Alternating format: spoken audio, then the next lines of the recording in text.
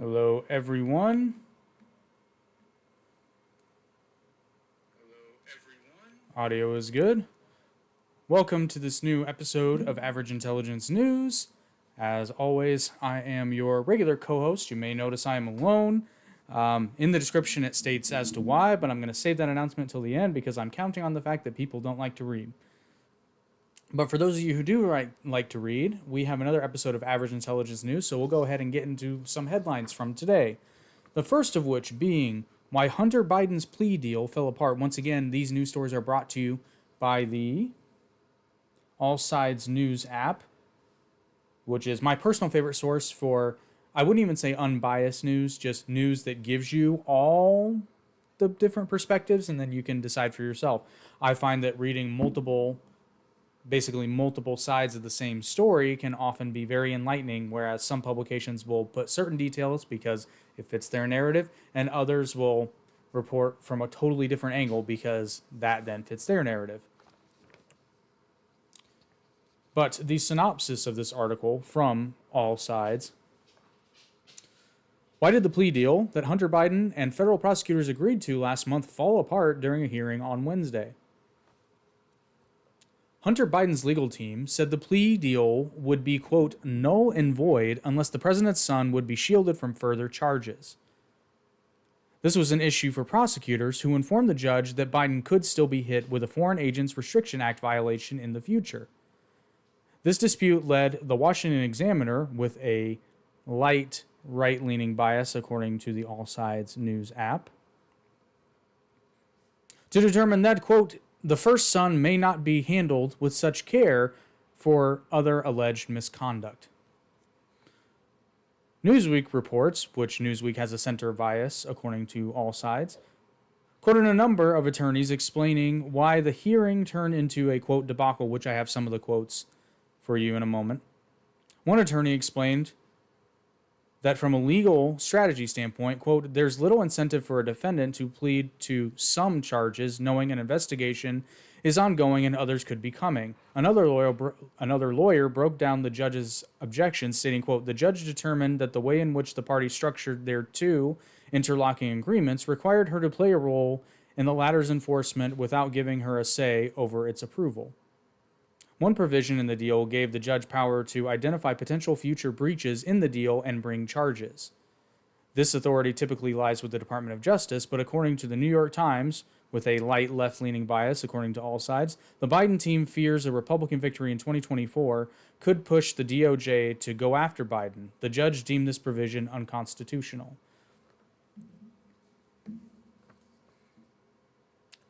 So just some points from the Newsweek article, which was the center that I found interesting. Hunter Biden's attorney declared the agreement, quote, null and void after learning it wouldn't offer sweeping immunity for other possible offenses. As most of you are probably aware, Hunter Biden is in the middle of an investigation.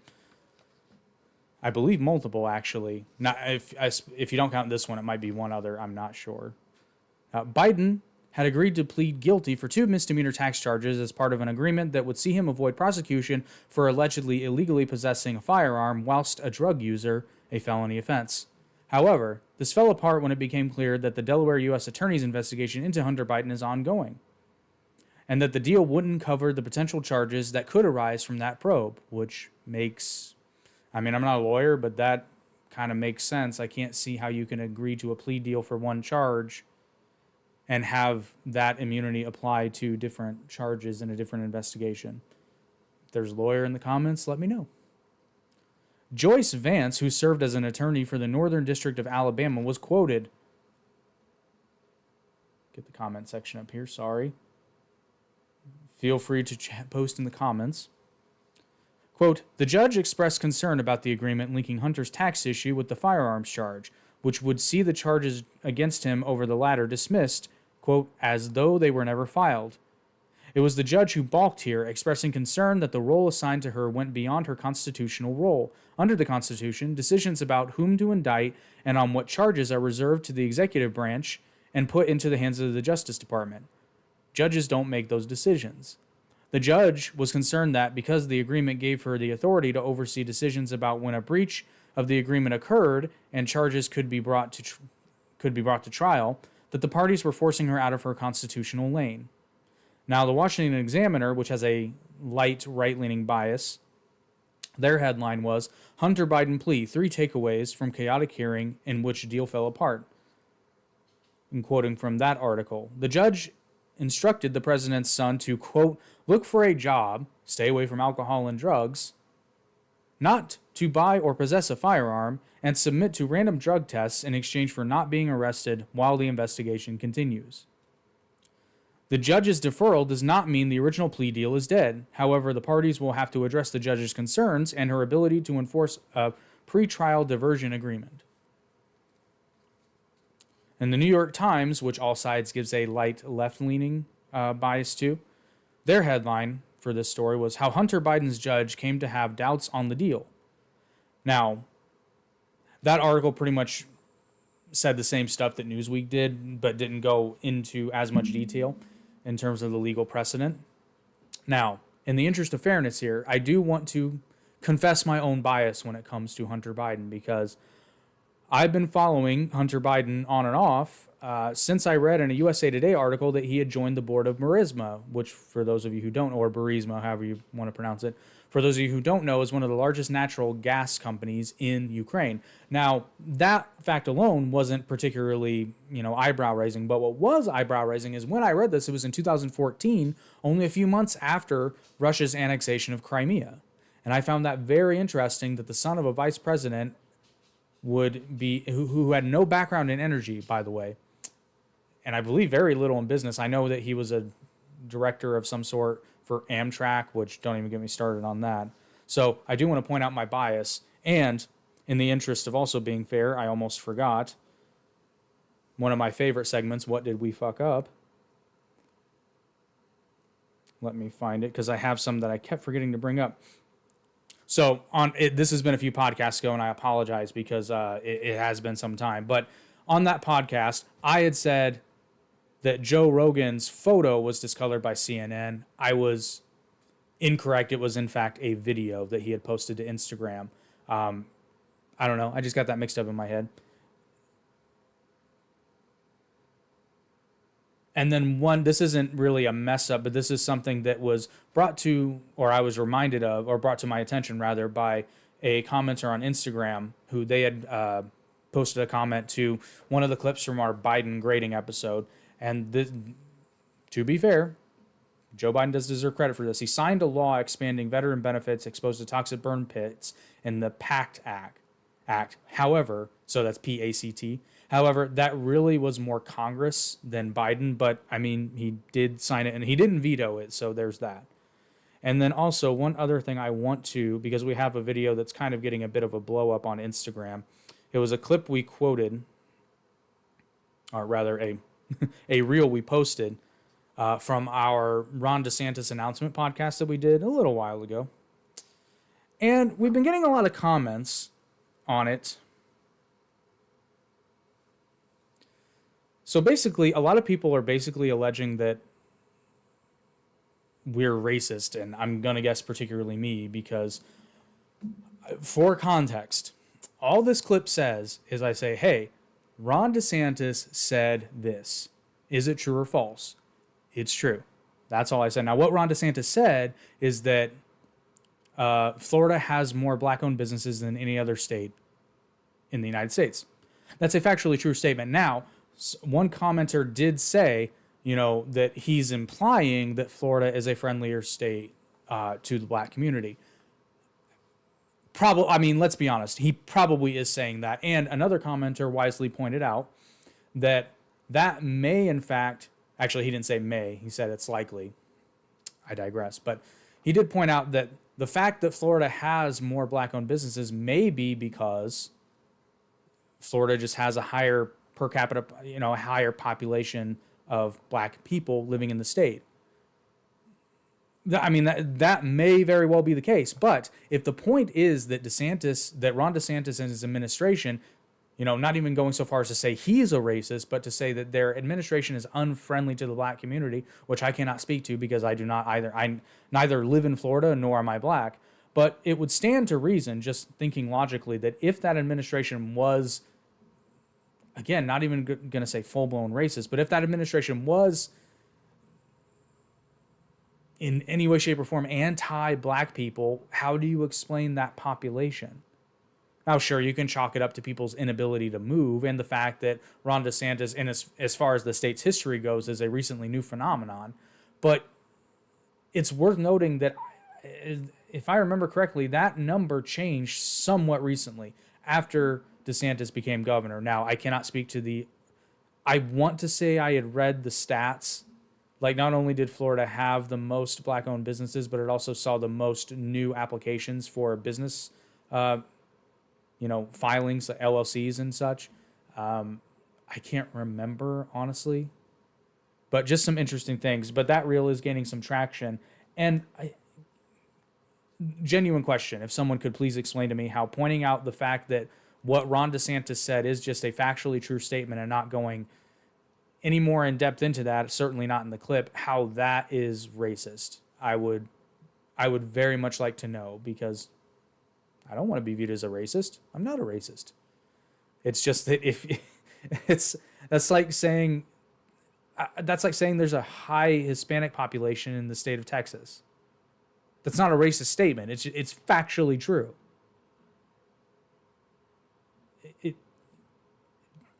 I don't understand. But anyway, I digress. Back to the headlines. So the next headline we have, seven car companies announce EV charging network expansion plan. Just thought this was worth going into, if I can get my phone to cooperate with me. Very professional here on the Average Intelligence Podcast. Alrighty. 7 automotive companies announced a joint venture to construct 30,000 electric vehicle charging stalls across North America, nearly doubling the current number of stalls. BMW, General Motors, Honda, Hyundai, Kia, Mercedes-Benz, and Chrysler Stellantis, that's Chrysler/Stellantis, are joining forces to increase the electric vehicle charging infrastructure in North America as efforts are being made at the state and federal level to move drivers away from gas-powered cars. While other automotive companies such as Tesla and Ford are not part of this effort, the new chargers will reportedly be compatible with these companies' electric vehicles. The first stations are expected to open next summer. Now, I do remember reading something to the effect of Tesla was going to change over their new charging stations so that it was more friendly to other electric vehicles, although don't quote me on that. I seem to remember reading that. A joint press release, from the company stated, quote, with U.S. electric vehicle sales expected to exceed 50% of total U.S. sales by 2030. I don't know if that's true. That seems a little fishy. Or like that seems, no, I don't think that's accurate. The expansion of reliable charging infrastructure will become even more critical to widespread electric vehicle adoption.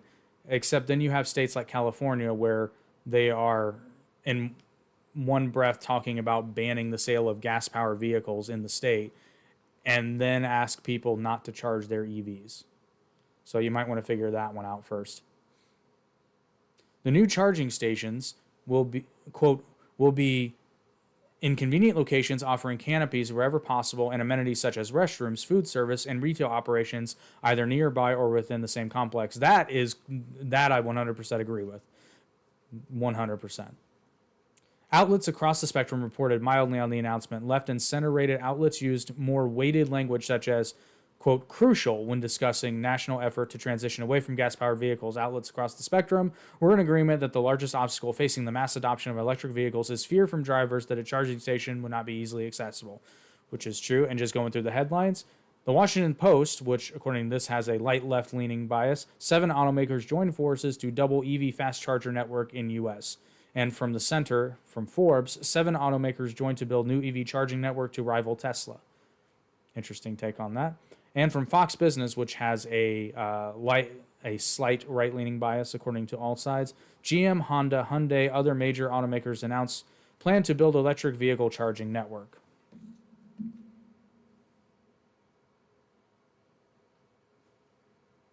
And I just realized I had a typo on my sheet. I'm glad I didn't read that out loud. That would have been embarrassing.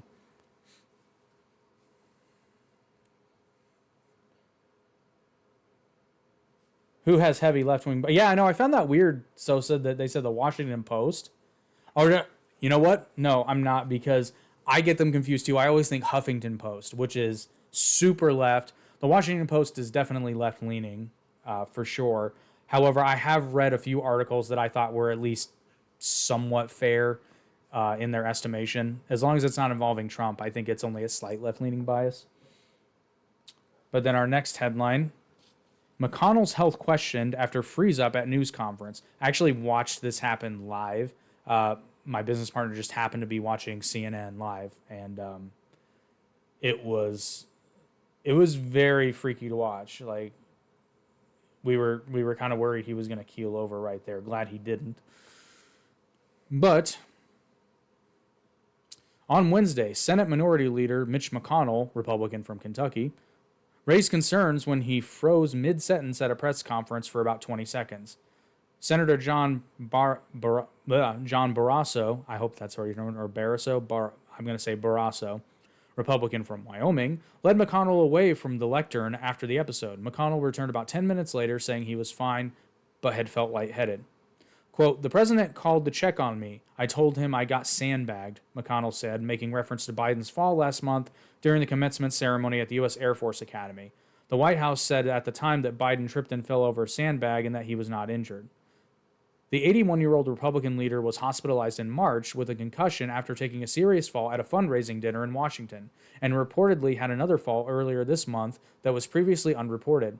McConnell is a polio survivor who has long struggled with climbing stairs and navigating other obstacles. Some right-rated sources focus more on McConnell's joke about Biden. Left-rated sources focused more on other news reports of McConnell's recent falls and framed the situation as more dire.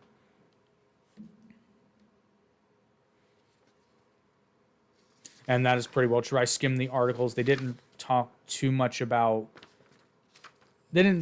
differently from that synopsis, but the headline from Fox News with a heavy right-leaning bias: McConnell jokes about freezing up, tells Biden he got, quote, sandbag. I actually found that joke to be, if it hadn't come from McConnell, it would have been in very poor taste. But coming from McConnell, it's kind of shitty for somebody to call up and find out how you were after a pretty scary medical event, as they're calling it, and to make a joke at their expense. That's kind of a dick move, Mitch. Not gonna lie. I know this is a news program, but yeah, dick move, man. You can at least say, "Thank you for checking up on me, Mr. President. I'm fine. I don't care if you like the guy or not. It's a common courtesy. He's extending it to you. Extend it back." NBC News, with a light left-leaning bias according to all sides: Mitch McConnell fell recently at a D.C. airport before his news conference freeze up. And then one thing interesting in their article: the Senate Republican leader, aged 81, has also been using a wheelchair to navigate crowded airports, said a source familiar with his practices. Now, that points to more left-leaning sources kind of pointing it out as more dire, but as the synopsis said accurately, Mitch McConnell is a polio survivor. That is not... I'm not surprised at that point. If you all recall, left Democratic darling FDR was in a wheelchair most of his adult life, certainly most of his presidency. Now, some very interesting things from The Hill, which is labeled as in the center from all sides. Their headline was "Scary Moment for McConnell Raises Questions for GOP." And there were some very interesting things reported in this article, not least of which being an aide to McConnell later said, quote, "He felt lightheaded and stepped away for a moment. The aide pointed out that McConnell was sharp in answering reporters' questions after he returned to the event," which is true, or as sharp as Mitch McConnell normally is. McConnell's term runs to the end of 2026, and he previously said that he expects to stay on as leader. Senate Minority Leader, not Supreme Leader.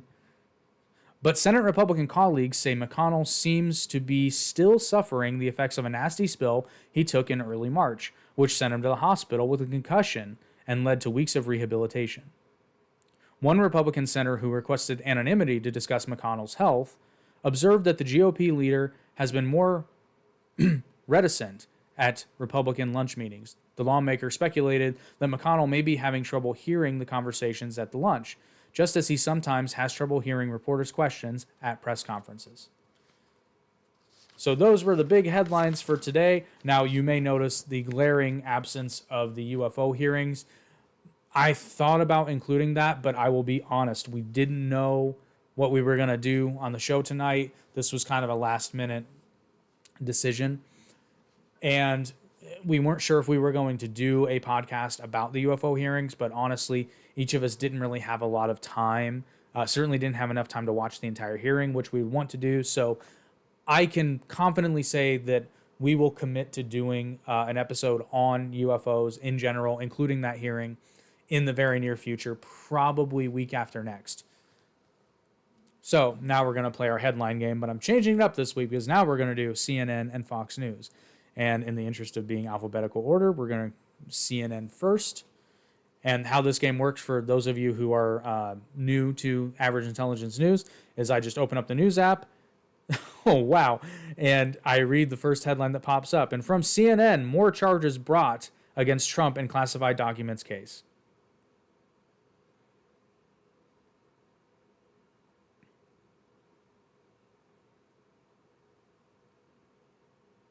So this is breaking. Special counsel Jack Smith has brought additional charges against former President Donald Trump in the case alleging mishandling of classified documents, including one additional count of willful retention of national defense information and 2 additional obstruction counts related to alleged attempts to delete surveillance video footage at Mar-a-Lago Club in summer of 2022, court documents show. According to the court filing, Trump employees attempted to delete security footage at the Florida resort, and one said, quote, "The boss wanted a server deleted." New charges were also filed against Trump's aide, Walt Nauta, and Mar-a-Lago maintenance worker Carlos de Oliveira was added to the case. Trump and Nauta were charged in the probe last month and have pleaded not guilty. Meanwhile, in the special counsel's 2020 election investigation into Trump, the timing of a possible indictment is still unclear. Trump's defense lawyers and Smith met Thursday without the former president's team getting any guidance about the timing, sources told CNN. Trump called the team's meeting productive.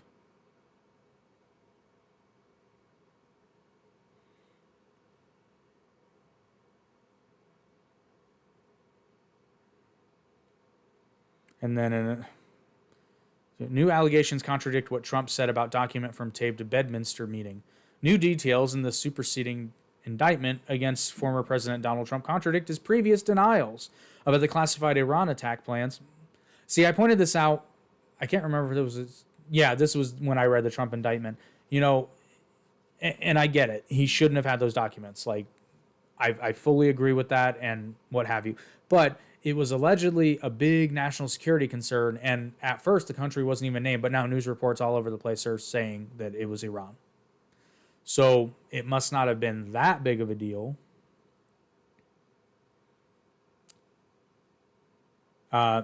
Previous denials about the classified Iran attack plans that he flaunted during an audio taped meeting at his golf club in Bedminster, New Jersey. The new charges filed by special counsel Jack Smith confirmed that the document in question was indeed classified and about, quote, military activity in a foreign country, which CNN reported is Iran.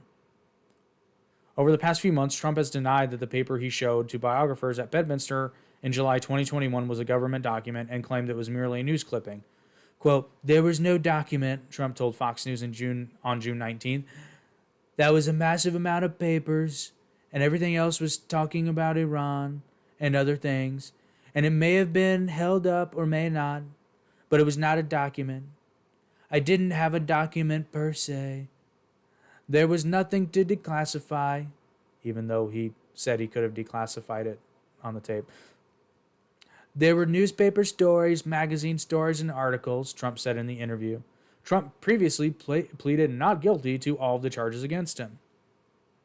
Former President Donald Trump railed against the latest charges filed by special counsel Jack Smith in an interview with Fox News Digital on Thursday, claiming they amount to, quote, election interference at the highest level and prosecutorial misconduct. Now, before I continue reading, it's worth going into the fact that Trump may have a point there.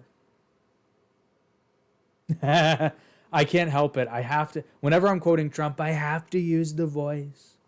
Plus, I also want to work on it because I used to not have a very good Trump voice, but some people have said I have a good parody one at least. I don't believe them. It is, however, worth noting that for that claim, it kind of depends on what you're talking about by election interference. Now, I've said on this podcast and in various other places, I believe that if Trump is indeed guilty of this crime, which, based upon the information that's been released, it seems that he is at least guilty in certain measures, that he should be prosecuted. I believe everybody should be prosecuted. That's where we get into the election interference claim. So I still firmly maintain that if this was virtually any other politician, Joe Biden included, Hillary Clinton included, even other Republican politicians, like even going so far back as George W. Bush or Barack Obama, had plenty of scandal, even though none of it was reported. I do also believe, I do believe that Trump is guilty. I want to reiterate that. I think he is guilty of this crime. Now, I also believe that Hillary Clinton was guilty of crimes. I believe that Barack Obama was caught red-handed funneling and selling weapons to Mexican drug cartels, which is a crime. I do personally believe that Joe Biden is at least tertiarily involved with international business dealings that include his son, Hunter Biden, and that he used on multiple occasions his position as either vice president or president to help Hunter Biden secure deals or make things happen, which is a crime. What I would ideally like to see in all of these instances is them being prosecuted to the fullest extent of the law. But I don't see that happening. So by virtue of that logic, if you're going to hold Trump to a different standard than every other politician, that is in fact election interference. If you're going to hold all of them to the same standard, it is then not election interference. It is exercise of the law. And I want to reiterate, I believe everyone who is guilty of a crime should be prosecuted to the fullest extent of the law. But if that precedent and standard is not going to be held by all people, then you have to go with the most common standard, which is letting politicians get away with everything. Sometimes murder, probably. But the article continues. Oh no, it started at the very beginning. Oh no, sorry, it did not.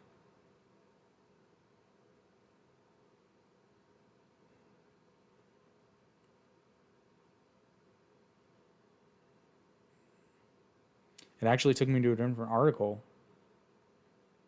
Shame on you, CNN.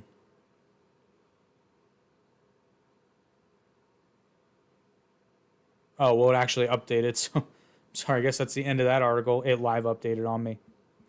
Let me see if I can find where I was, because it just updated it with a timeline. Yeah, okay.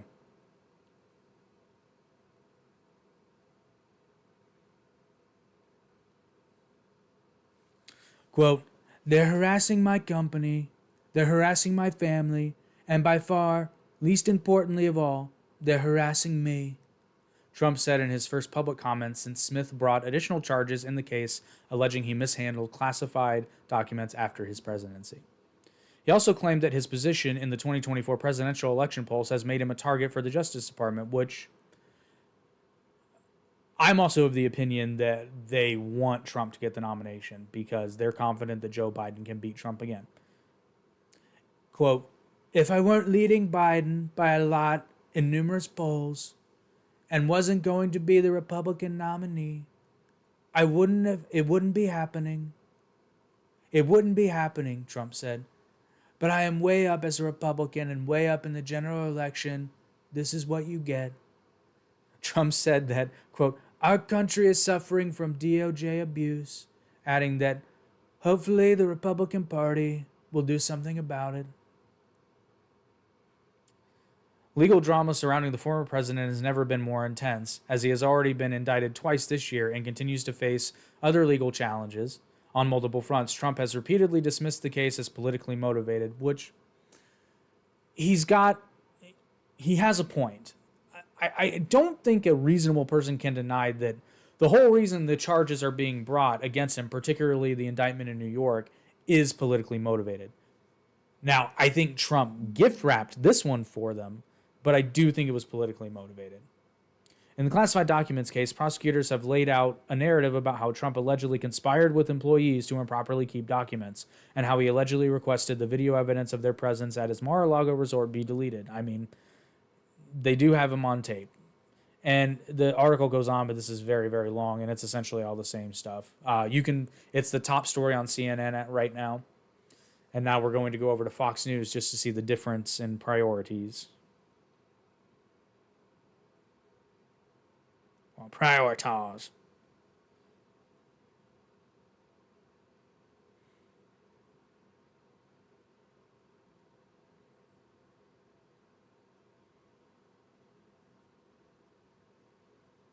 Oh, this is interesting. So Fox News is also reporting on this. Trump charged with additional counts in special counsel's classified records probe. Third person charged in Trump documents case. Fox News correspondent Griff Jenkins has the latest on the former president handling classified documents in special report. Former President Donald Trump was charged with an additional count of willful retention of national defense information and 2 new obstruction counts as part of a superseding indictment out of special counsel Jack Smith's investigation into his alleged improper retention of classified documents. Quote, today, a superseding indictment was returned by a grand jury in the Southern District of Florida that adds 1 defendant and 4 charges to the prior indictment filed against Donald J. Trump and Waltine Nauta, the Justice Department said in a statement Thursday. Quote, the superseding indictment adds a new count charging Trump with 1 additional count of willful retention of national defense information. Quote, Carlos de Oliveira, 56 of Palm Beach Gardens, Florida, has been added to the obstruction conspiracy charged in the original indictment, the DOJ said. Quote, the superseding indictment also charges Trump, de Oliveira, and Nauta with 2 new obstruction counts based on allegations that the defendants attempted to delete surveillance video footage at the Mar-a-Lago club in summer 2022. Quote, finally, the superseding indictment also charges de Oliveira with false statements and representations in a voluntary interview with the FBI on January 13, 2023. The DOJ added, quote, de Oliveira has been summoned to appear at 10:30 a.m. on July 31st, 2023 in courtroom number 5 at the James L. King Federal Courthouse in Miami. The indictment alleges that the defendants attempted to delete surveillance video footage from Mar-a-Lago. According to the indictment, de Oliveira told an unnamed Trump employee that, quote, the boss wanted the server deleted.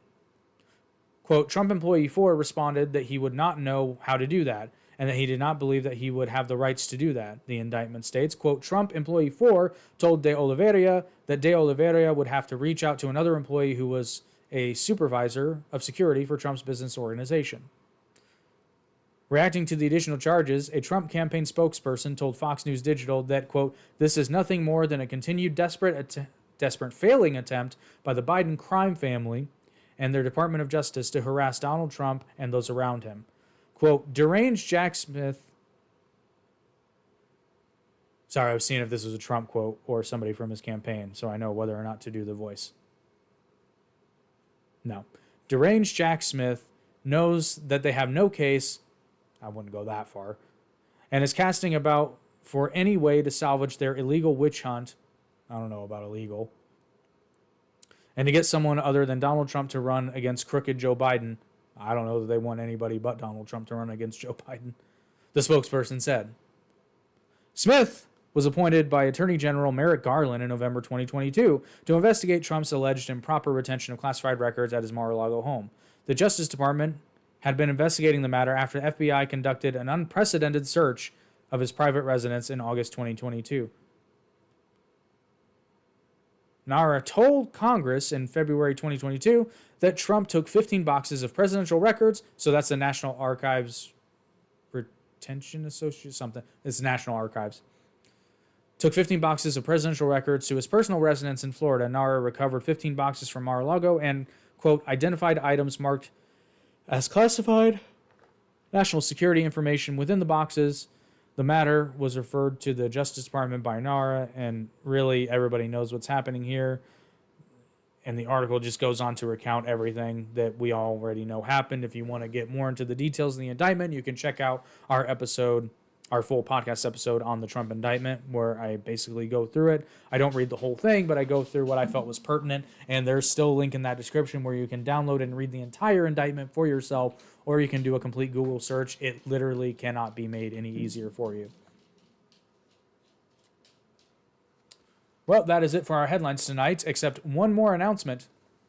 The whole reason that we were doing an episode of Average Intelligence News tonight instead of our regular podcast is because we had planned on doing a review of the Barbie movie, but I felt, because it's culturally relevant and everybody's talking about and we're whores, but I felt that it would just not be entertaining enough for two dudes to sit around and talk about Barbie, because that would be kind of weird.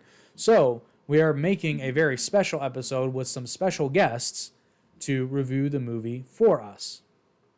Now, because of the nature of it, we are going to be recording this one instead of live streaming.